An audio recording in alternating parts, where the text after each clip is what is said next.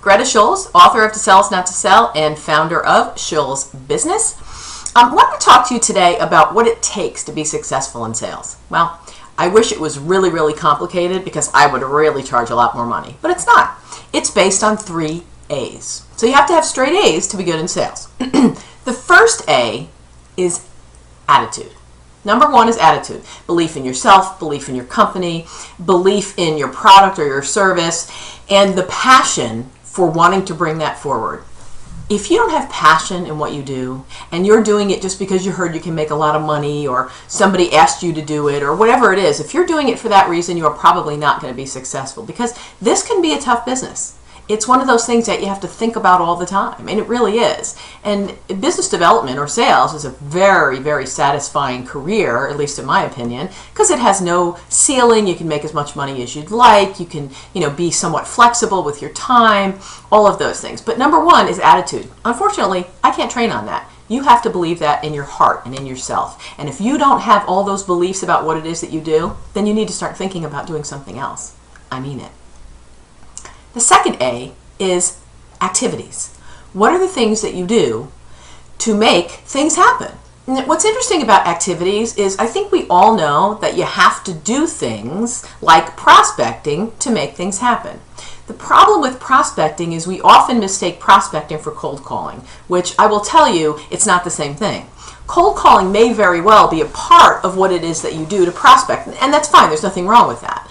But I think to get out of the cold call business, or at least out of completely just cold calling, you have to have other things when it comes to activities. What are those things? Well, there's several. Some of the things that I think are really, really important when it comes to activities are you networking in your community? Are you networking at your local chamber of commerce, if that makes sense to you? Again, it depends on who you are and what your business is, but if that makes sense, then you should do that.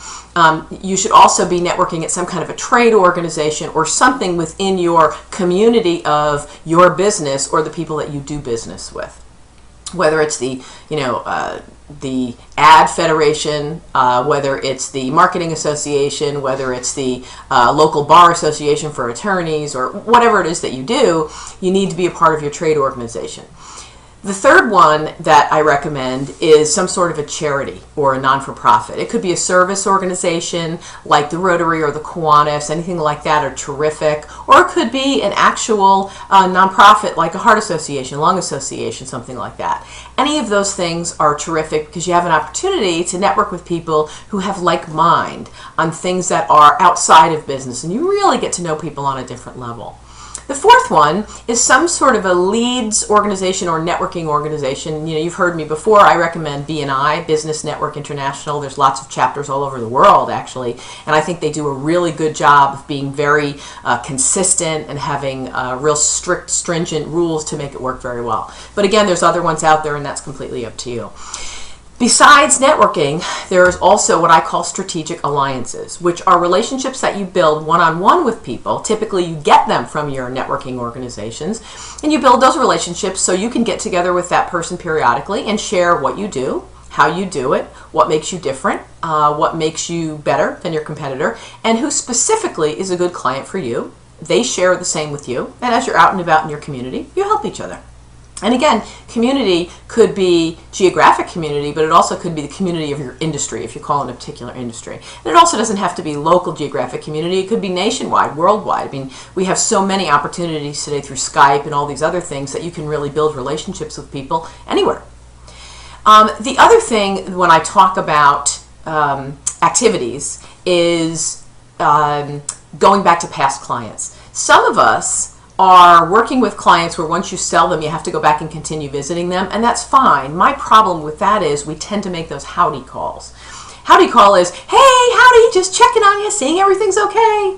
It's a really dumb waste of time. What happens is you are wasting your time because you're not bringing anything of value, and when they see you or hear the phone call, they tend to say, no, we don't need anything. So you've created the atmosphere that the only time you call is to just ask if you can get something else, and that's not good.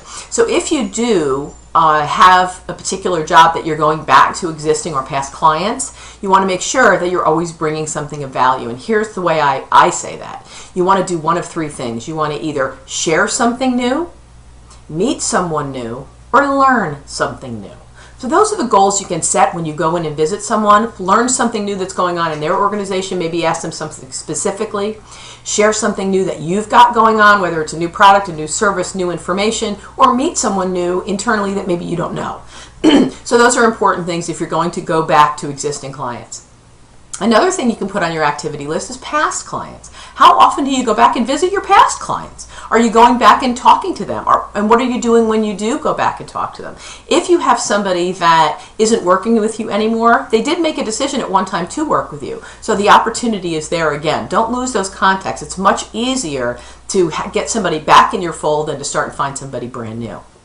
The last one, and it really isn't the last one, there's lots of things that you guys can do, but one of the other things you can do is go back to clients who've decided to go with someone else. In other words, when you put a proposal, or whatever you'd call that, proposal, a recommendation, a quote, whatever it is that you put in front of somebody, if they decide to go with someone else, there is a honeymoon period of time that passes, that once that time passes, they either say, gosh, this organization isn't as good as I thought, or all the promises they made me aren't really coming to fruition. Now, they may be doing a great job, but if you don't check, you won't know. So what's the honeymoon period where somebody will say, now I'm at the point where I'm kind of seeing, where the rubber meets the road. You need to check back and find that out after that honeymoon period. There's also public speaking. There's also videos like I'm doing here. There's lots and lots of things, social media. So all of those things should be part of your activity goals. And your activities are your prospecting mix of things that you do. The most important thing is not what the numbers are under each one of those categories, but it's to do them no matter what. Set them for a month at a time, and then when you are working through the month, if you're busier a couple of particular days or weeks, especially if you're an entrepreneur and you wear other hats, that's okay. Just make sure by the end of the month you make it up. Because once you let activities lag, it doesn't affect you today and tomorrow. It affects you next week, next month, and 6 months from now. So you have to keep your activities up. That's one of your most important things to do to develop your business. I know it's more fun to work in your business, but if you're not consistently working on your business, you won't have any business to work in. The last thing is your approach. What do you do? What do you say when you're in front of somebody? Are you getting clear next steps every time? Are you getting an agreement to move to the next step? Do you know where you are in the sales cycle at all times? Are you being able to forecast when this thing will close and if it will close? You should be able to have that information, and if you don't, that's one of the things you need to learn. So those are the 3 A's, and those are the 3 things you need to make sure that are on top of your mind all the time.